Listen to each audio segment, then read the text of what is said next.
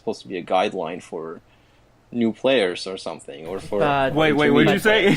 But if we assume full access to skills for newcomers, it's going to be highly questionable that they can actually build this stuff. So there's a disconnect there, and we're trying to address it, but I think we're always going to have like a max potential tier list, and maybe now also an alternative with more budget builds. And what we also have to do is expand the build pages, so we have like optimal builds, and budget builds, because like those pages are in disarray right now because we've been focusing on this.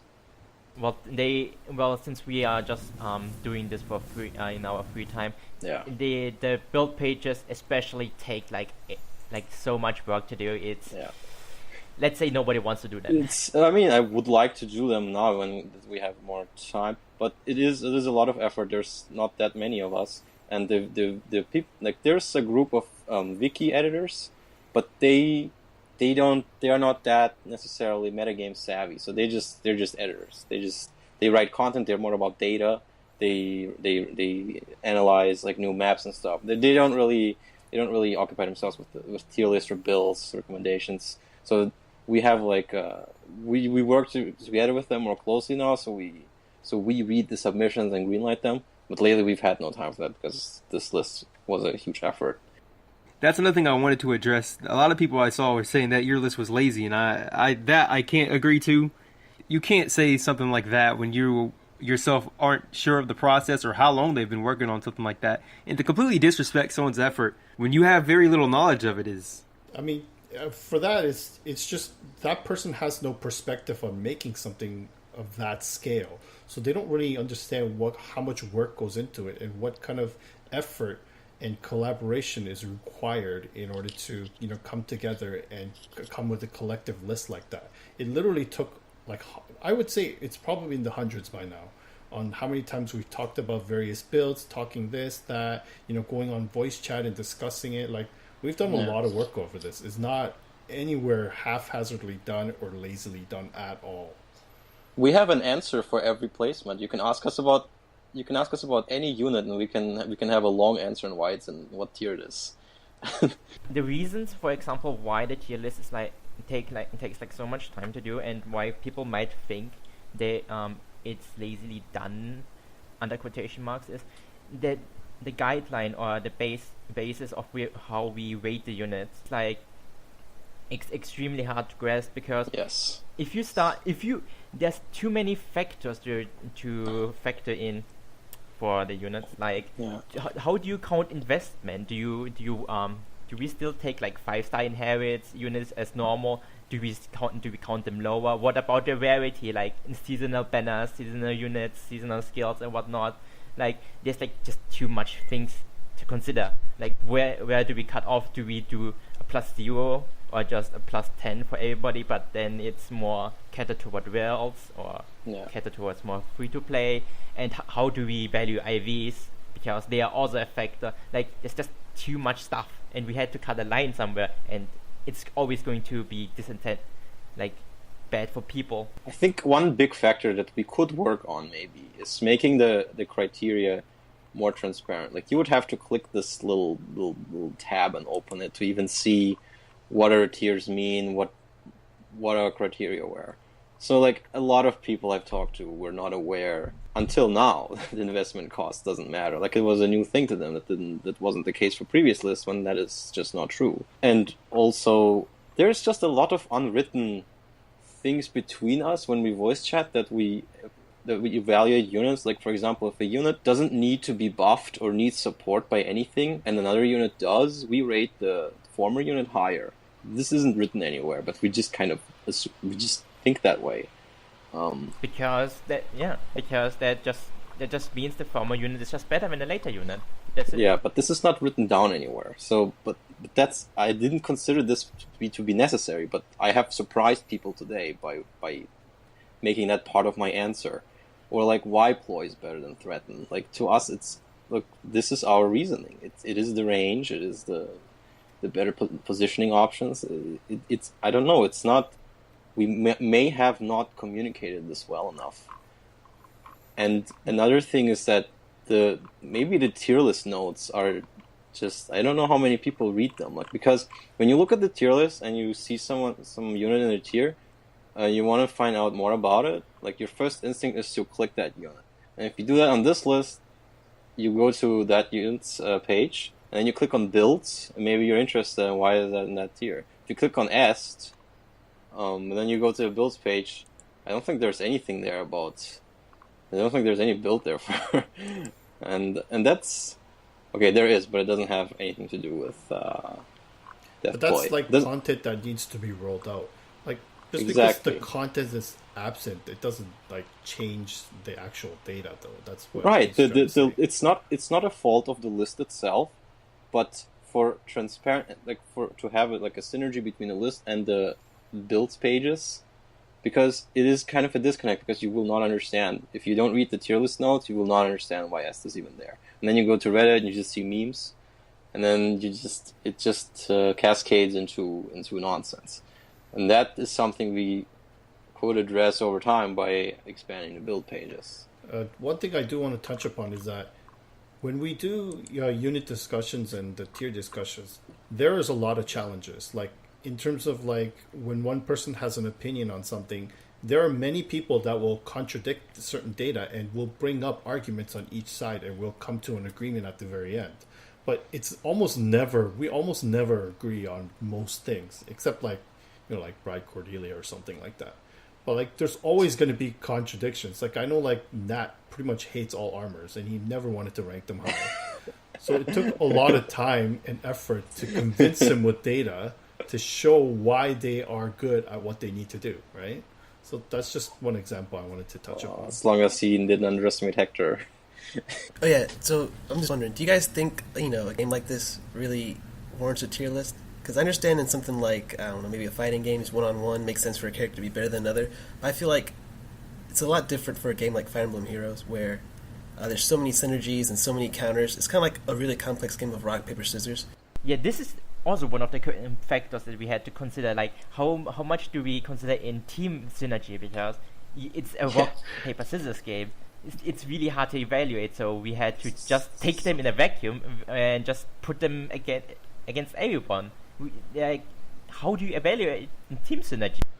This is something people criticize us also for not considering at all, which I don't really agree with that. I mean, if we didn't consider, if we literally only did 1v1 calculations, then the argument for Ploy supporting the team, the argument for Eureka being that high, the argument for dancers even being a plus, the argument for other support units, like, it wouldn't be there. Like, we are not just, it is absolutely wrong, and it's not listed in the criteria that we do not consider teamwork itself. Like, we do not literally just do 1v1 calculations against hundreds of units, and we also don't calc against units that don't matter. We calc against the relevant metagame. We maintain a list of the metagame. Yeah, we try to make it as relevant and as accurate as we can. Sorry, what were you going to finish up on, Check? I was going to say, it's like, this game's sort of like a complex, because I feel like if you have the right counter for your specific character, you could really make anybody, with skill inheritance and stuff like that, you can make anybody really good if you wanted to.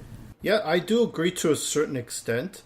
However, there are certain hard ceilings that some characters will see due to, things like non-inheritable skills or like unique weapons, and just base stats, right?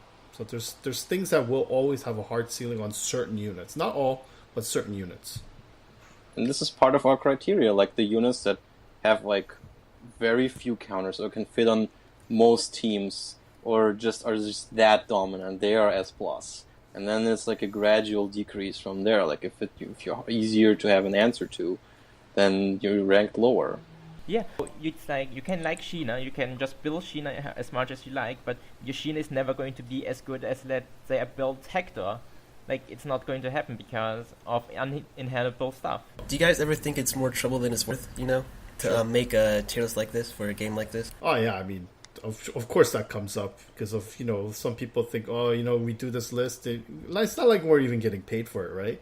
We're doing this because we enjoyed the game and we're fans of it. And people are going to bash us for it. There's times where, like, why do we even bother doing this? But, it's for the people who do appreciate it. Some people might not, and some people will, right? I do it because it's fun to do. Yeah, me too. And it's always good to have feedback. I mean, I don't think we shy away from like this backlash, and yeah, I don't mind constructive feedback. Yeah. It's very useful when you come at me with actual data and actual like scenarios and information to back up your arguments. I have no problem addressing them calmly and explaining to you why A is A and why B is B. But if you're just going to sit there and throw insults, I mean, it's kind of hard to take you seriously at that point. In other tier lists and games that I feel warrant a tier list, there is only an S tier reserved for characters that dominate the metagame in a way that doesn't exist in Fire Emblem Heroes at the moment. But our tier list, or the one you've made, has an S plus tier. Some would interpret that as a sign that you aren't familiar with making tier lists. The rating of the tier criteria, there's a hard setting that TAG set for us in terms of where we can go with it. So if it was up to me, I would just make a nice SA, S, A, B, C, D, E, F, and keep going down with no pluses, no shenanigans like that. However, the wiki leader says, we don't want anything below C. So I was like, well then we don't have any choice. We have to add some more pluses and stuff. So that was out of our control. You're saying S plus exists because someone arbitrarily decided there shouldn't be a tier lower than C? That's correct. Because of perception. If perception. Your favorite unit is like tier D or E, like really bad school grades, it invites even more. Yeah, apparently there was a lot of backlash. The Teg was mentioning that like they had like a rating like that where it goes down to like E and F. People were complaining because their wife or husbando is like way at the bottom, right? So he decided, let's make C the lowest rating and work with that. And we're like, okay, well, that's what we got. When you use letter grades in other tier lists, usually like below C is like unviable. So I feel like there is some merit to having C versus like F being the last or the bottom tier. So by having like Henry and Odin and Jafar and C tier, it implies that to a certain extent they can be used. But if you had them like F, that implies there's no point in using them, like save them for skill inheritance and stuff like that. So I feel like there is an importance in having S versus F as the bottom tier. Also, we had sometimes back, like a few months back, we had like a tier list, and people were like complaining about their rankings and stuff.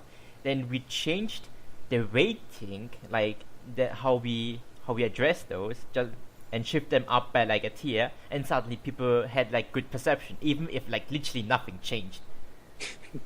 The placement never changed, like nothing changed, but people were happy for some reason. Yeah, like the placement of the units, like to themselves, has never changed really, realistically. It's just we changed the letters and pluses, and the perception is a lot more positive that my favorite unit is now B plus. Oh, I feel better. It's like it's a psychological thing, right? But what about the psychological thing behind S plus tier? Well, since we are using an own definition of what tier does what, and because of how in Fire Emblem no unit is really so unviable that it's literally unusable. Yeah, we have to either like make our own tier list with own ratings and their definitions, or we would have like so many units clamped in like one group because they are semi-viable under quotation marks that you can't really differentiate between them. It's hard because like you need more tier levels because there's so much similarities, and like you just like look at the group of red swords, it's just so massive, right?